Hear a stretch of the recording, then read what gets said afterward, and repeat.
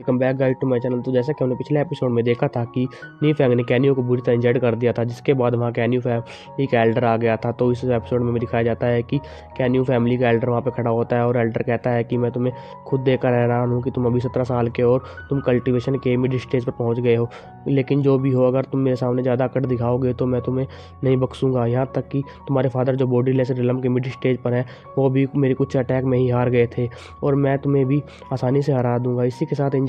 टैन्यू भी नी फैंग को सबक सिखाने के लिए अपने एल्डर को कहने लगता है और कहता है कि इसे अच्छा सबक सिखाना। और इसी के साथ वह एल्डर नी फैंग की तरफ बढ़ने लगता है और अपने गोल्ड जो जोड़ टेक्निक होती है उससे नी फैंग के ऊपर अटैक कर देता है, जिसे नी फैंग देखते ही अपना अटैक चार्ज करने लगता है और अपनी तलवार से पावरफुल स्लैश अटैक कर देता है। लेकिन यहाँ पर एल्डर का अटैक डिफीट हो जाता है और यह नी फैंग का अटैक सीधा एल्डर की तरफ जाने लगता है, जिसे देखकर एल्डर अपनी शील्ड बनाकर रोकने की कोशिश करता है और बहुत ही मुश्किल के साथ वह एल्डर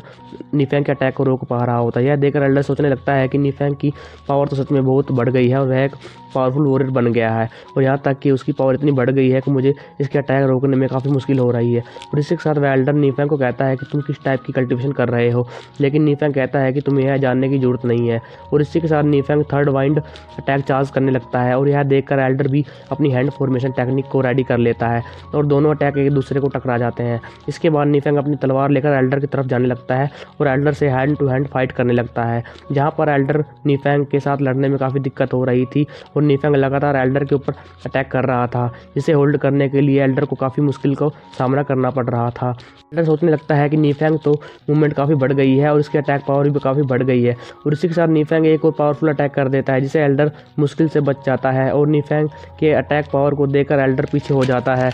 और इसी के साथ एल्डर नी फैंग को फाइट रोकने के लिए कहता है और कहता है कि कैन्यू को मुझे यहाँ से ले जाने दो, मैं तुम्हें वापस आकर तुमसे फाइट करूँगा। यह सुनकर नी फैंग सोचने लगता है कि अगर मैंने इन दोनों को यहाँ से जाने दिया तो ये अगले दिन दोबारा अपनी कैन फैमिली और सी फैमिली के साथ मिलकर अटैक कर देंगे। और तभी एल्डर नी फैंग को कहता है कि तुम काफ़ी स्मार्ट हो, तुम्हें पता है कि कैसे हर सिचुएशन को कैसे हैंडल करना है। इसके बाद नी फैंग एल्डर के ऊपर दोबारा अटैक करने के लिए चला जाता है, जिसे देखकर एल्डर दोबारा अपनी गोल्डन लाइट हैंड का यूज़ करने लगता है, जिसे नी फैंग अपनी क्रॉसिंग टेक्निक से डिस्ट्रॉय कर देता है और दोबारा एल्डर को फाइट करने के लिए चला जाता है, जहां नी फैंग दोबारा एल्डर को अच्छी टक्कर दे रहा था। इसे देखकर एल्डर अपनी जाडी टेक्निक्स का यूज़ करने लगता है, जिसे देखकर नी फैंग अपनी वाइंड ब्रेक टेक्निक का यूज़ कर देता है, जो अटैक आपस में डिस्ट्रॉय हो जाते हैं। इसके बाद नी फैंग अपनी फास्ट बॉडी टेक्निक से अपनी तलवार को एल्डर के आर पार कर देता है, जिससे एल्डर बहुत ज़्यादा इंजर्ड हो जाता है। और इसके बाद एल्डर कहता है कि तुम्हारी हिम्मत कैसे हुई मुझे इंजर्ड करने की। यह सुनकर नी फैंग कहता है कि हाँ,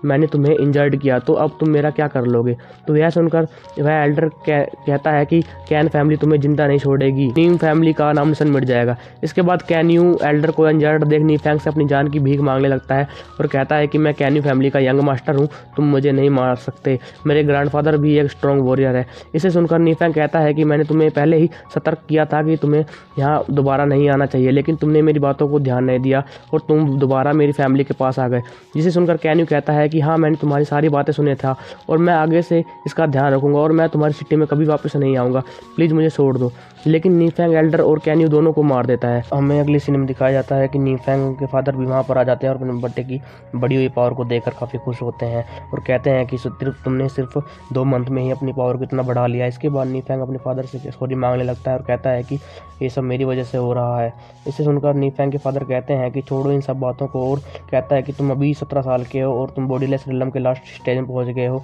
तुम सच में काफ़ी टैलेंटेड और एक्स्ट्रा ऑर्डिनरी लड़के हो और अब नी फैमिली बहुत आगे तक जाएगी। और बाकी लोग भी कहने लगते हैं कि नी फैंग सच में एक टैलेंटेड आदमी है और नी फैंग के साथ हमारी फैमिली बहुत आगे तक जाएगी। लेकिन तभी नी फैमिली के सेकंड एल्डर कहते हैं कि अब कैन फैमिली हमारी एनिमी बन गई है और वो हारना कभी पसंद नहीं करती है और हमें सिटी छोड़कर जल्दी जान निकलना होगा, क्योंकि वो हम पर अटैक कर सकते हैं। यह सुनकर नी फैंग के फादर कहते हैं कि तुम लोग सही कह रहे हो, हमारे पास टाइम बहुत कम है। और नी फैंग के फादर कहते हैं कि हमारे पास बहुत सारी बोट हैं, हम यहाँ से दूर चले जाएंगे और हमें कोई भी नहीं ढूंढ पाएगा, यहाँ तक कि हम कैन फैमिली के पहुँच से बहुत ज़्यादा दूर चले जाए होंगे और हमें कोई भी नहीं ढूंढ पाएगा और हम कुछ दिनों के लिए बाहर ही रहेंगे। तभी नी फैंग कहता है कि सब शांत हो जाओ, हमें कहीं भी जाने की ज़रूरत नहीं है और यहाँ तक कि हमें कैन फैमिली और शी फैमिली से भी डरने की ज़रूरत नहीं है, चाहे वो दोनों आपस में हाथ मिलाकर हमारे ऊपर अटैक कर दे, लेकिन जब तक मैं यहाँ पर हूँ तुम्हें किसी भी लोगों को डरने की कोई ज़रूरत नहीं है। तो ये एपिसोड यहीं पर ख़त्म होता है। तो नेक्स्ट एपिसोड मैं आपके लिए जल्दी लेकर आऊँगा। तब तक आप मेरी इस वीडियो को लाइक कर दीजिए और मेरे चैनल को सब्सक्राइब कर दीजिए। Thank you.